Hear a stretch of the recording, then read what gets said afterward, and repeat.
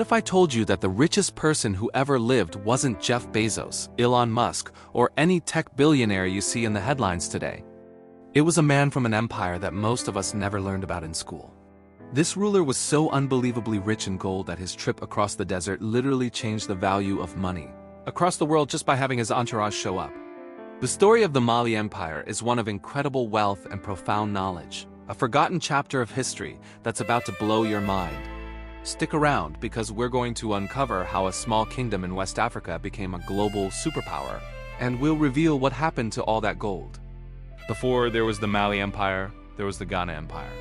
For centuries, it controlled the gold trade and its rulers held all the power.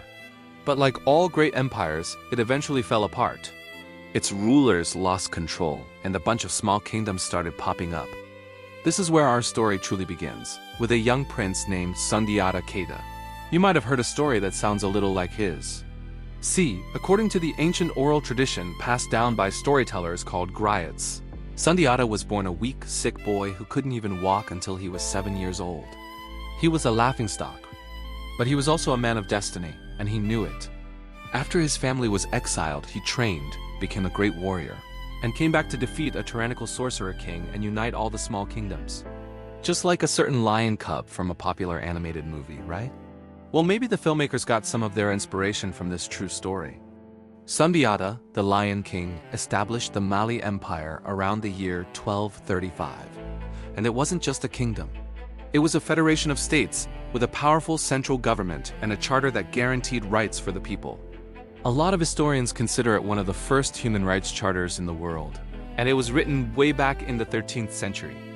So how did Sundiata Keita build this powerful empire? He did it by getting his hands on something everyone wanted: gold. His empire controlled all the major gold fields in the region, including the massive mines of Bambouk and Bure.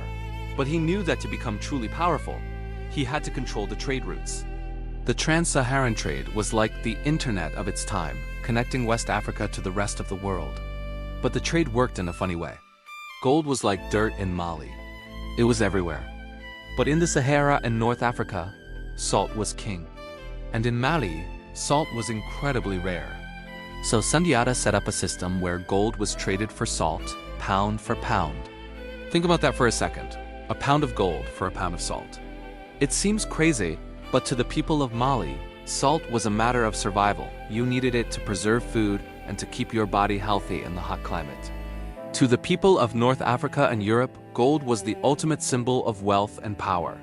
This simple but brilliant system made the Mali Empire incredibly, unbelievably rich. Under Sundiata and his successors, the empire grew and grew. It eventually covered an area larger than Western Europe. Its cities, like Timbuktu and Gao, became bustling centers of commerce and culture. It was like New York, London, and Paris all rolled into one, but located in the heart of Africa. The empire's military was so strong that they had a permanent army of 100,000 men, with 10,000 of them on horseback. This allowed them to keep the peace and protect the trade routes, which in turn brought in more gold and more wealth. But this was all just the warm-up act.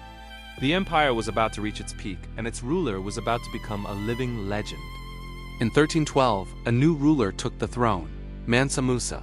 A Mansa is like a king or an emperor, and Mansa Musa was about to become the most famous one of all. He was a devoted Muslim, and in 1324, he decided to do what all good Muslims must do if they can afford it: make a pilgrimage, or a Hajj, to Mecca. But Mansa Musa didn't do anything in a small way. He planned a journey that would go down in history as the most extravagant and spectacular trip ever taken. Think of it as the ultimate road trip, but with an entire city moving across the desert. He left with an entourage of over 60,000 men, including a massive royal guard, officials, doctors, teachers, jesters, and servants. And get this, his caravan included at least 100 camels, each carrying 300 pounds of pure, unadulterated gold. Plus, his personal camel carried hundreds more pounds. As they traveled, Mansa Musa's men handed out gold to the poor they met along the way.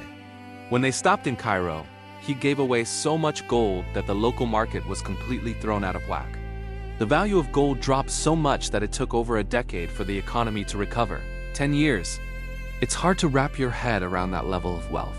It's like someone came to your town and started handing out so many $100 bills that the price of a hamburger rose to $500. Everyone in the world suddenly knew about the Mansa of Mali. He was on maps, in books, and his name was whispered in markets from Venice to Baghdad. But Mansa Musa's pilgrimage wasn't just a trip to show off his wealth. It was also a mission to bring back knowledge and culture. On his way back from Mecca, he stopped in Cairo and brought back scholars, architects, and artists. He gave them gold, of course, and told them to make his empire even greater. The architect he brought back, a man named Abu Ishaq al-Sahili, helped him build beautiful mosques and universities. Mansa Musa was passionate about education. He wanted his empire to be a place of knowledge, and he focused his energy on the city of Timbuktu. Under his rule, it became one of the most important centers of learning in the world. People came from all over to study at the University of Sankar, which wasn't just one big building. It was a collection of different colleges and mosques where thousands of students studied everything from law and medicine to astronomy and mathematics. And while Europe was still in what we call the Dark Ages, Timbuktu was a thriving intellectual hub. The libraries were filled with hundreds of thousands of manuscripts on everything from history to philosophy. Scholars worked and lived there, copying books by hand and spreading knowledge. It's a powerful reminder that while we often think of history in a certain way, there were incredible centers of civilization all over the world. So what happened? How did this unbelievably rich and powerful empire just disappear? Well, the simple answer is that nothing lasts forever.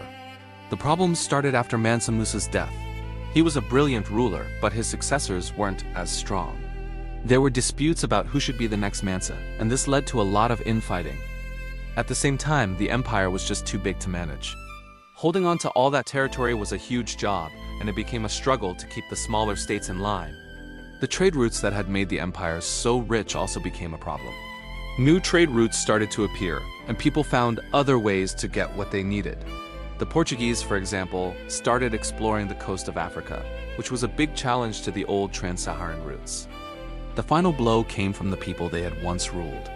The Songhai, a group that was part of the Mali Empire, grew in power and started to take over territory. By the 5th-10th century, the Mali Empire was a shell of its former self, and the Songhai Empire rose up to take its place. The grand cities like Timbuktu were still there, but they were no longer the center of a powerful kingdom. The wealth and power had shifted. If you enjoyed this journey into untold history, be sure to like, subscribe, and leave a comment below. And if you're ready to uncover another forgotten story, check out the video on your screen now.